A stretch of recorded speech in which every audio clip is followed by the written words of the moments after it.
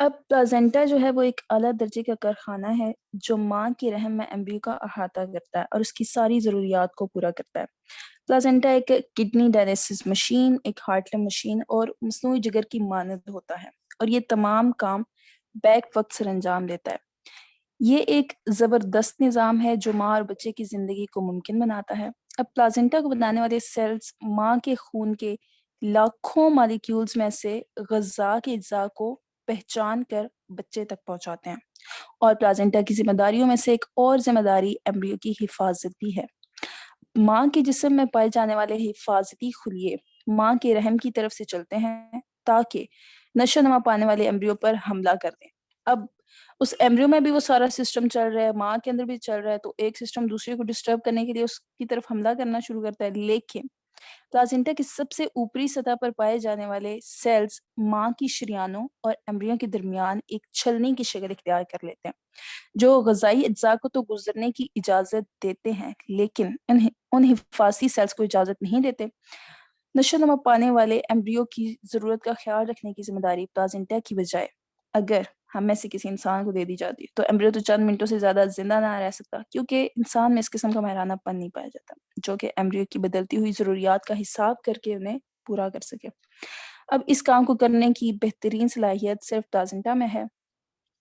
امبلیکل card ماں اور بچے کے جسم کے درمیان تعلق کو ممکن بناتا ہے۔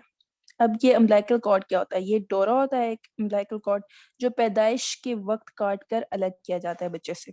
اب حقیقت میں یہ انجینئرنگ کا ایک بہت بڑا عجوبہ ہے، وہ ایک نہایت اہم کام مہینوں سر انجام دیتا ہے۔ اس میں ایک وین اور 2 آرٹریز ہوتی ہیں۔ وین پانی اور آکسیجن کو ایمبریو تک پہنچاتی ہیں، حالانکہ ایمبریو پہلے ہی ایک پانی بھرے ماحول میں زندگی گزار رہا ہوتا ہے، لیکن وہ ڈوبتا نہیں اور اس کے پھیپھڑے جو ہے وہ بھی پانی سے بھرے ہوتے ہیں۔ اب ذرا سوچئے، مچھلی جو ہے وہ پانی میں رہتی ہے، اب اس کو اچانک سے پانی سے نکال کے باہر ہوا میں پھینک دیا جائے تو کیا ہوگا؟ آف کورس اس بیچارے کی ڈیتھ ہو جائے گی۔ لیکن انسانی بچہ اب رحم مادر میں اتنے پانی والے ماحول میں رہ رہا ہے، لیکن جیسے ہی اس کی پیدائش کمل ہو جاتا ہے، اس کے پھیپھڑے جو ہے جن میں پانی بھرا ہوتا ہے پہلے رحم مادر میں، لیکن وہ بالکل ٹھیک طریقے سے کام کرنا شروع کر دیتے ہیں اور بچہ ہوا میں سانس لینے کے قابل ہو جاتا ہے۔ یہ کیسے ممکن ہوا اور کس نے کیا؟ کس مہارت اور محبت سے اللہ تعالیٰ نے انسان کی تخلیق کی، یہ جان کر دل پکار اٹھتا ہے۔ فتبارک اللہ احسن الخالقین۔ اللہ اکبر۔ فتبارک اللہ احسن الخالقین۔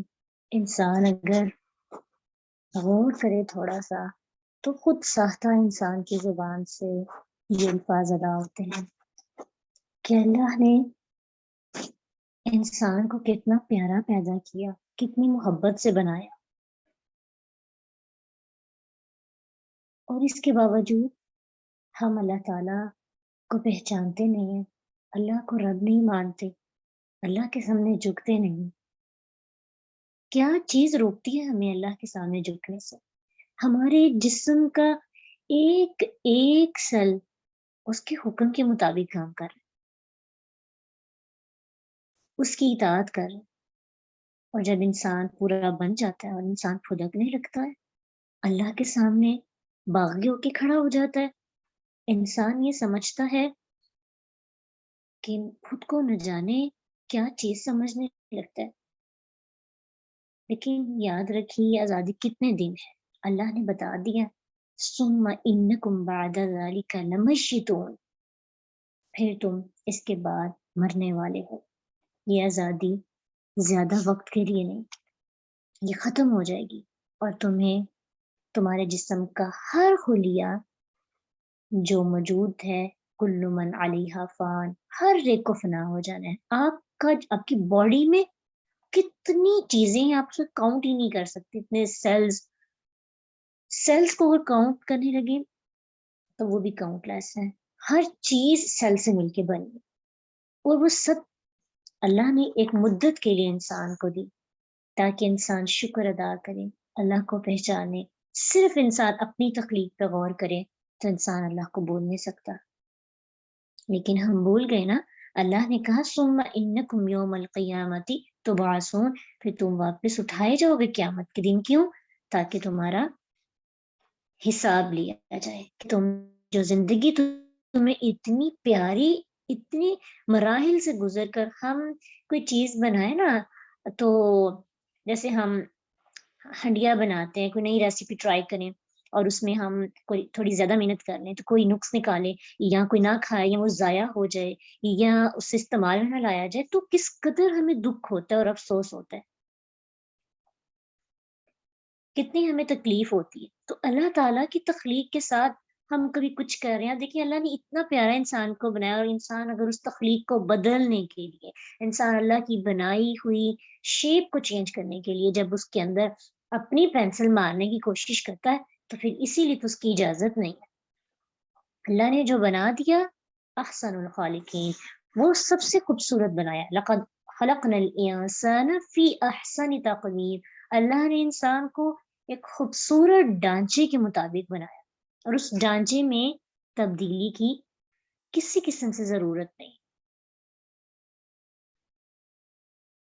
ابھی دیکھیں کہ جو سیلز انسان کے جسم میں جاتا ہے، باڈی کے باڈی میں، تو اگر اسے فرٹیلائز نہ کیا جائے 24 آورس کے اندر، تو وہ خود بخود مر جاتا ہے۔ اسی طرح انسان کی جو احکامات اللہ تعالیٰ نے بتائے، اس کا بھی ایک ٹائم ہے۔ اگر اس ٹائم پہ وہ کام نہ ہو، جیسے نماز کا، روزے کا ایک ٹائم ہے، تو وہ وقت چلا جائے تو کام کی وہ تاثیر ختم ہو جاتی ہے۔ اور اب اللہ تعالیٰ ہمیں یہ بتانا چاہ رہے ہیں کہ تمہیں پہلی دفعہ بنانا مشکل تھا یا دوسری دفعہ؟ خود سوچیں، انسان کو پہلی دفعہ بنانا مشکل ہے یا دوسری دفعہ؟ تو جو رب پہلی دفعہ بنا سکتا ہے، اس کے لیے دوسری دفعہ بنانا کتنا آسان ہوگا،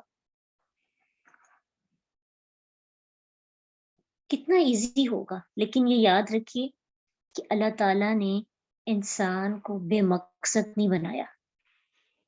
اتنی مشکل لگ رہا ہے نا ہمیں، کتنا مشکل ہے بنانا، ایک ایک چیز کو ڈیزائن کرنا، اور اس کو کس وقت کرنا ہے اللہ جانتے ہیں۔ تو کیا انسان کو بے مقصد بنایا ہوگا؟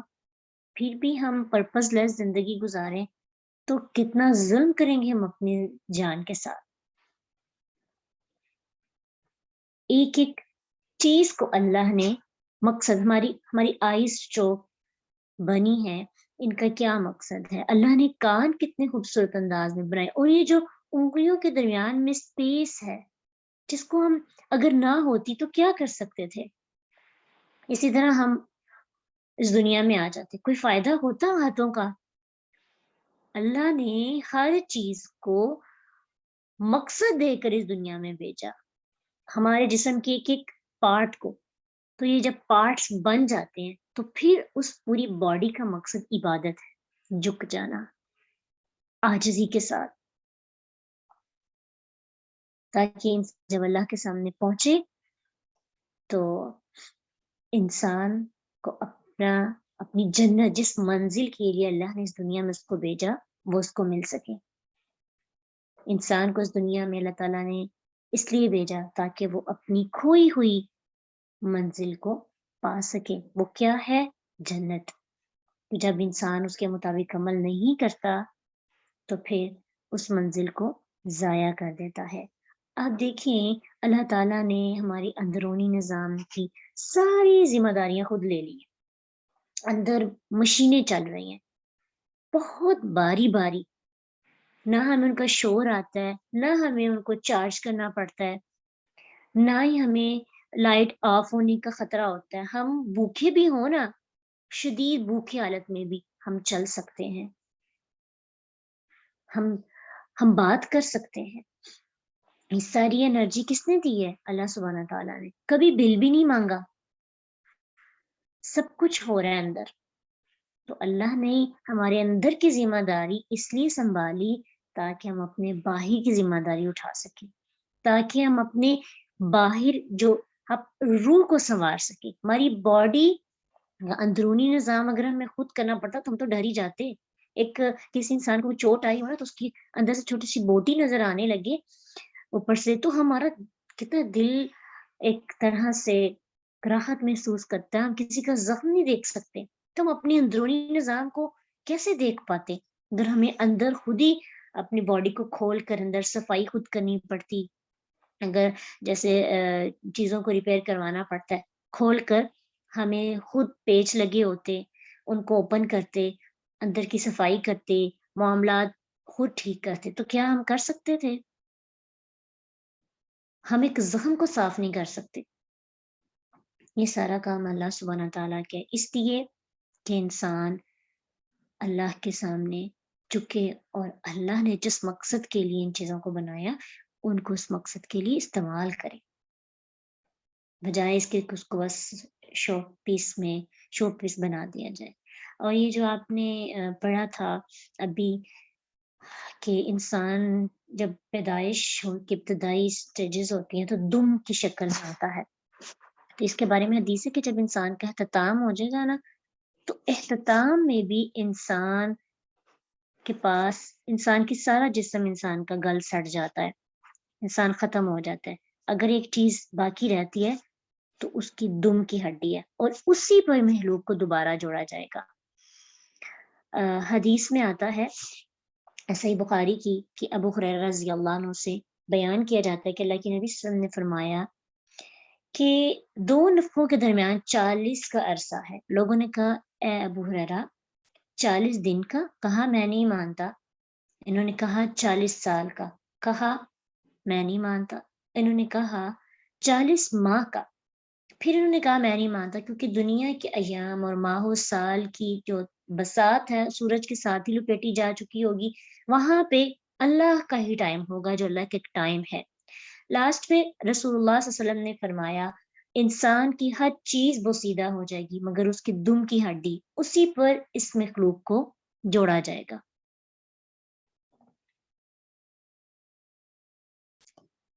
جس جو ابتدا ہے پیدائش کی وہی انسان اللہ تعالیٰ انسان کو دوبارہ جب اس کی پیدائش ہوگی تو ویسے ہی انسان کو جوڑیں گے، لیکن دوبارہ ہڈیوں کو جوڑنا، کیونکہ ہر ایک کی شیپ علیحدہ سے بنی ہوگی، ہڈیاں کسی کی الگ الگ بھی ہوں گی، اکٹھی کرنا، اس کے اوپر گوشت دوبارہ سے پہنانا وہ اللہ کے لیے بہت ایزی ہے۔ لیکن پہلی دفعہ کی جو تخلیق ہے یہ حیران کن ہے۔ اگر آپ نے غور سے یہ سارا پروسیس سنا ہو، سمجھا ہو، ورڈ تھوڑے مشکل تھے کیونکہ اس کو بیان ہی اس طرح سے کیا جا سکتا ہے، تو انسان واقعی حیران رہتا ہے۔ یعنی دل سے، یعنی ہماری ہم جان بوجھ کے دل سے ہماری اندر سے یہ چیز ضرور نکلتی ہے۔ فتبارک اللہ احسن الخالقین۔ اللہ ہم سب کو غور و فکر کرنے والی آنکھ اور جھکنے والا دل عطا کرے۔ آپ صحابہ کو اتنا کچھ نہیں پتا تھا پھر بھی وہ جھکتے تھے، پھر بھی وہ عاجز ہو جاتے تھے اور اللہ کی تخلیق سے بہت امپریس ہوتے تھے۔ اور ہم آج ایک ایک چیز جانتے ہیں، ہمیں کس چیز کی، ہم نے تو پوسٹ مارٹم کر کے سب چیزوں کو دیکھ لیا، پھر بھی ہم شاید علم کافی نہیں ہوتا ہدایت کے لیے۔ توفیق بہت بڑی چیز ہے، اگر علم ہی کافی ہوتا تو آج جتنا علم انسانوں کے پاس ہے، 1400 سال پہلے اتنا علم نہیں تھا، لیکن آج ہدایت بہت کم ہے۔ ہدایت اللہ کا کام ہے، اور یہ جو دل سے ہدایت کی دعا کرتا ہے اللہ پھر اس کے علم کو اس کے لیے نفع بخش بنا دیتے ہیں۔ اللہم انی اسألک علما نافعا، بہت دعا کیا کریں کہ اللہ ہمیں علم نافع عطا کر، ایسا علم کہ جو ہمیں جھکا سکے، ہمارے دل کو، ہمارے اعضاء کو، ہماری باڈی کو عاجز بنا دے۔ وآخر دعوانا ان الحمد للہ رب العالمین۔ سبحانک اللہم وبحمدک، نشہد ان لا الہ الا انت، نستغفرک ونتوب الیک۔ السلام علیکم ورحمۃ اللہ وبرکاتہ۔